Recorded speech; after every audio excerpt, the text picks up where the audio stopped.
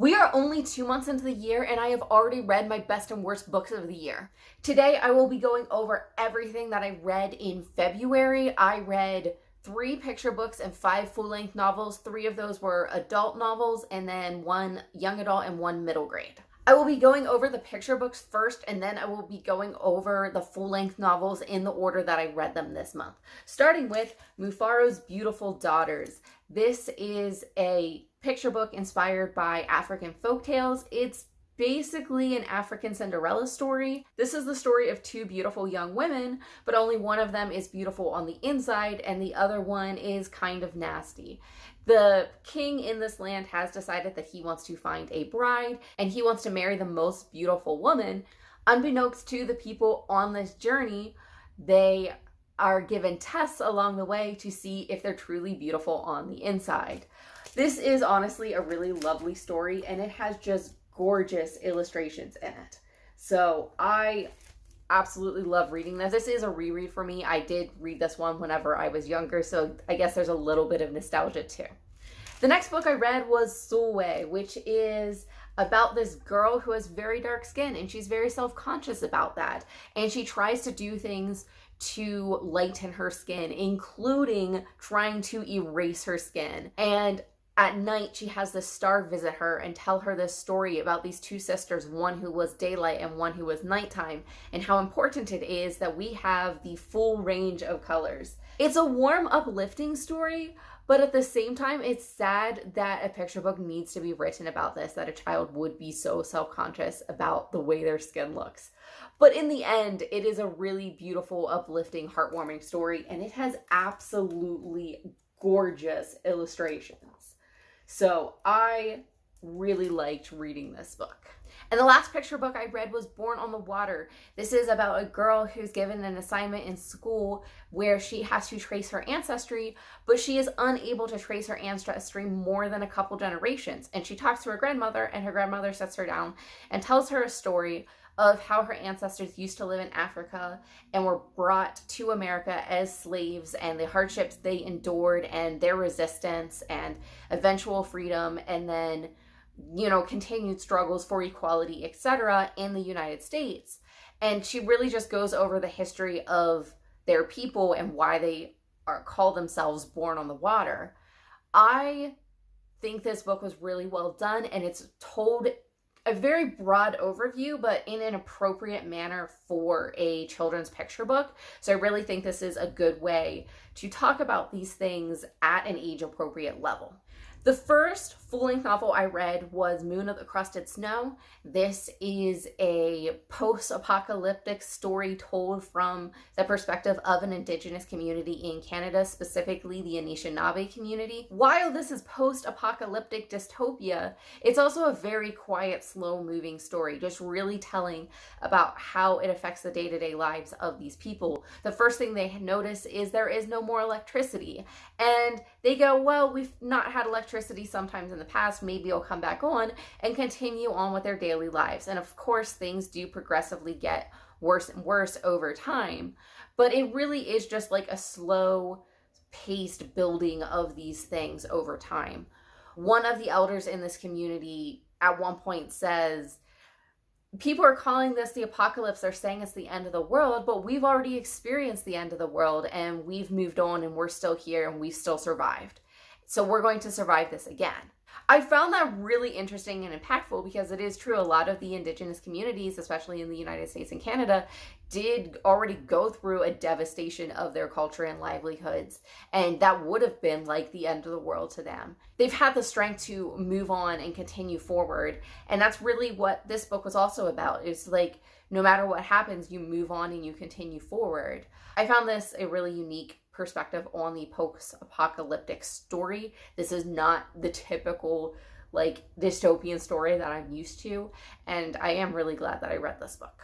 The next book I read was the best book that I've read so far this year, and I expect that this is going to remain on my best books of the year list, and that is The Poppy War.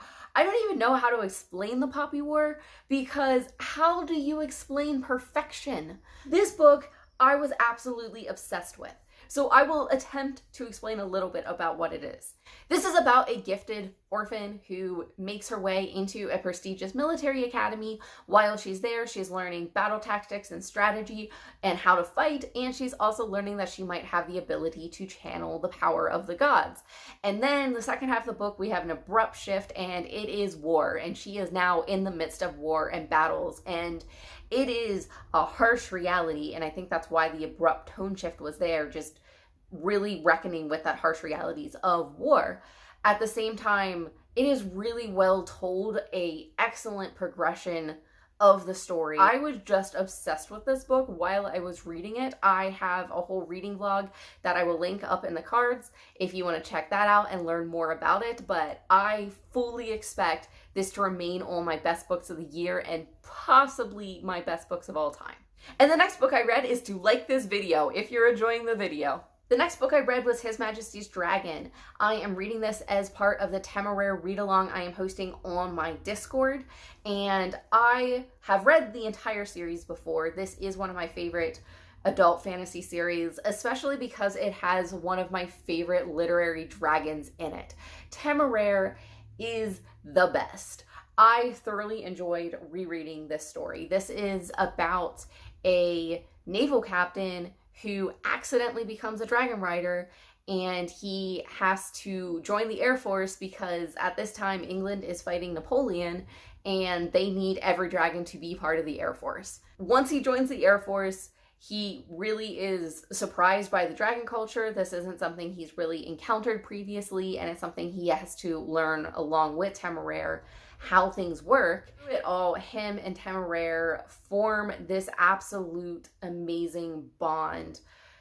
He is not the most gifted, talented reader. He's not, really good at school, that kind of thing. And Temeraire is a very intelligent dragon, and Temeraire can't pick up books and read them, so he asks Lawrence to read these books to him. And Lawrence does it out of his love and care for Temeraire. Temeraire is also willing to give literally everything for Lawrence. Just their bond and loyalty is so beautiful to read. I do think this is a somewhat slow-paced, character-driven story, but of course this is told with the backdrop of the Napoleonic Wars, so we have treachery and betrayal and wars and that kind of thing going on in this story as well, although they aren't the primary focus of the story. The primary focus is Lawrence and Temeraire's bond over the entire story and through everything. I absolutely loved reading this story again. It was like coming home and visiting friends, and I am so looking forward to reading the rest of the series. The next book I read was Raybearer, which I really enjoyed this book. I especially loved the beginning of this book. I was connected to the character right away. The middle was a little bit rocky. I'll get into that in a little bit. And then by the end, I was fully on board again. So this is about a character who is growing up very isolated, and she doesn't even see her mother very often. And she's looking for connection to her mother and to the outside world, which she feels like she's constantly being shut out from. Then her mother tasks her with killing what is the prince in this kingdom. I will tell you, whenever she goes to meet the prince, he does not become a love interest. There is very little romance in this story, but she does end up on the prince's council. The prince has this ability called the Ray, where he can connect the minds of everyone on his council to himself, and they can all hear each other and communicate without actually speaking. So our protagonist becomes very close with the guy that she is supposed to kill. The middle was a little bit rough for me. We go through some time jumps and several time jumps. We also have some action scenes with like long lulls in between. I felt like the pacing was a little off, and it did draw me out emotionally from the story. The world building, I was also slightly confused in the middle, but by the end of the book, it all made sense again. And by the end of the book, I was also reinvested emotionally in the story, and I was so ready to see where the story was going. This is such a unique take on a fantasy story like this. I was totally invested and just interested in what was going to happen next to these characters and what was going to happen in this world. The story does conclude arc 1, but it is absolutely set up for arc 2, where I'm like, oh my gosh, what's going to happen in the next book? It is only a duology, so it's not going to be that long until I can find out everything that happens in this story, and I'm really glad that I read this one.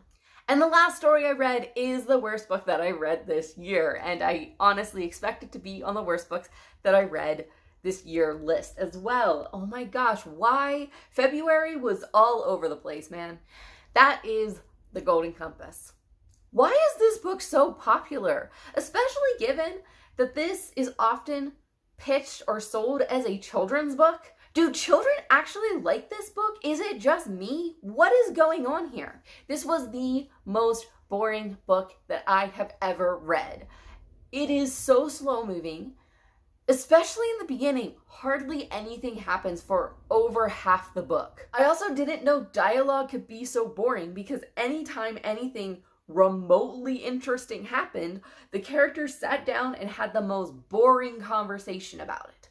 I think the conversation was mostly supposed to be explanations of what's going on in the story. It's basically exposition, but it's told in the most boring exposition-y way possible. Like, those really long exposition paragraphs in fantasy books that you're used to, that you're just like, yeah, those parts are kind of boring. That's what all the dialogue in this book felt like. Also, most of the explanations were incomplete intentionally, because it's supposed to be a slow, unveiling mystery. The problem is, I was never invested in the mystery. So, the big mystery is, what is dust?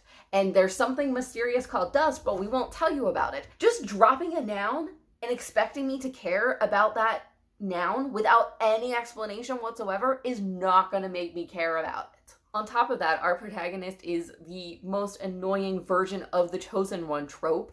She is very special. She can do things no one else can do. She has some big part to play in this world, and she can't know anything about that. And she's basically special because she's the protagonist. That's what we came down to by the end of the book. Maybe there's some explanation further on in the story, but we literally have adults sitting around going, wow, look how special she is. Wow, look, she has this ability no one else has. Like, yeah, we get it. She's the protagonist. Can we not go with that trope? I'm so tired of it. We did have more action in the end, which I appreciated, but we also had long conversations in between the action, which I would literally put the book down whenever we got to a conversation, because I was just like, I'm not doing this again. I had to force myself to continue reading this book, and I'm just so done. Like, I don't understand why this book was popular, other than, like, maybe the controversy. Is that why it got popular? I don't know. If you like this book, more power to you. I wish I could like the things that I read, and I wish I could like this book, but I just didn't. There was nothing about it that worked for me, and I am a little bit sad about that. At the end of the day, I'm ready to put this book down and move on and find books that work for me a lot better than this one did. So those are all the books that I read in February. Feel free to talk to me about any of these books or any books that you read in February in the comments. Chat with me in the comments and let's talk books.